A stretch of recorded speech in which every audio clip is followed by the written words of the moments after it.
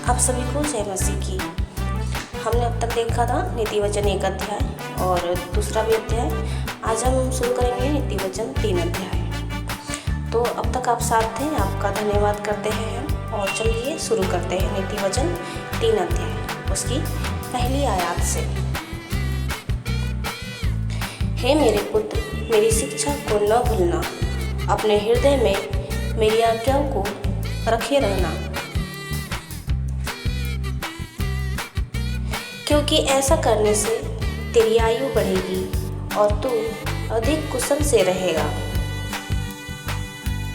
कृपा और सच्चाई तुझसे अलग न होने पाए, वरन उनको अपने गले का हार बनाना और अपनी हृदय रूपी पटिया पर लिखना। तब तू परमेश्वर और मनुष्य दोनों का अनुग्रह पाएगा। तू अति प्रतिष्ठित होगा। तो अपनी समझ का सहारा न लेना, वरन संपूर्ण मन से यहोवा पर भरोसा रखना। उसी को स्मरण करके सब काम करना, तब वह तेरे लिए सीधा मार्ग निकालेगा। अपनी दृष्टि में बुद्धिमान न होना, यहोवा का भय मानना और बुराई से अलग रहना। ऐसा करने से तेरा शरीर भला चंगा और तेरी हड्डियां पुष्ट रहेगी। अपनी संपत्ति के द्वारा और अपनी भूमि की सारी फैली उपज देकर यहोवा की प्रतिष्ठा करना।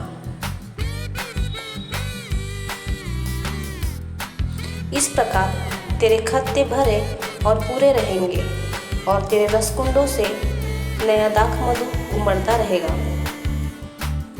हे मेरे पुत्र, यहोवा की शिक्षा से मुंह न मोड़ना, और जब वह तुझे डांटे तब तो बुरा न मानना।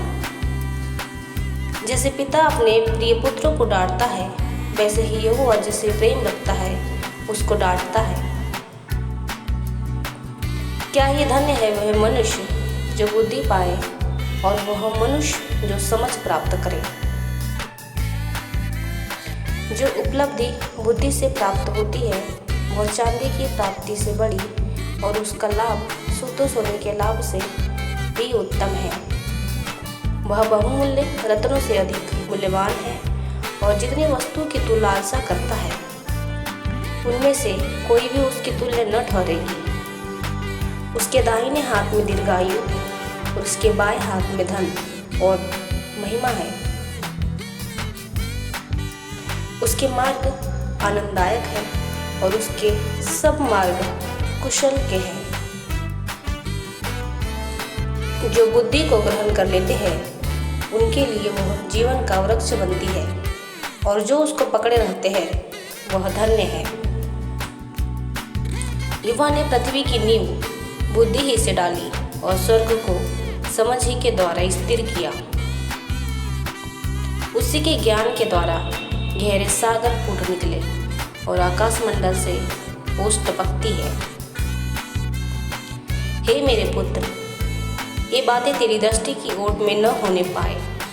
तू खरी बुद्धि और विवेक की रक्षा कर, तब इनसे तुझे जीवन मिलेगा और ये तेरे गले का हार बनेंगे।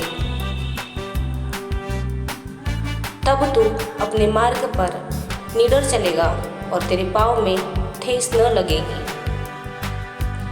जब तू लेटेगा तब भय न खाएगा, जब तू लेटेगा तब सुख की नींद आएगी। अचानक आने वाले भय से न डरना, और जब दुष्टों पर विपत्ति आ पड़े तब न घबराना, क्योंकि यहोवा तुझे सहारा दिया करेगा और तेरे पाँव को फंदे में फंसने न देगा। जो भलाई के योग्य है उनका भला अवश्य करना, यदि ऐसा करना तेरी शक्ति में है। यदि तेरे पास देने को कुछ हो तो अपने पड़ोसी से न कहना कि जा कल फिर आना, कल मैं तुझे दूंगा। जब तेरा पड़ोसी तेरे पास निश्चिंत रहता है तब उसके विरुद्ध बुरी युक्ति न बांधना। जिस मनुष्य ने तुझसे बुरा व्यवहार न किया हो उससे अकारण मुकदमा खड़ा न करना। उपद्रवी पुरुष के विषय में डाह न करना, न उसकी सी चाल चलना, क्योंकि यहोवा कुटिल मनुष्य से घृणा करता है, परंतु वह अपना भेद सीधे लोगों पर प्रकट करता है। दुष्ट के घर पर यहोवा का श्राप और धर्मियों के वास स्थान पर उसकी आशीष होती है। ठट्ठा करने वालों का वह निश्चय ठट्ठा करता है, परंतु दीनों पर अनुग्रह करता है। बुद्धिमान महिमा को पाएंगे, परंतु मूर्खों की बढ़ती अपमान ही की होगी। थैंक यू, आपने परमेश्वर के वचनों को महत्व दिया है। परमेश्वर आपको ढेर सारी आशीष दे। जय मसीह की।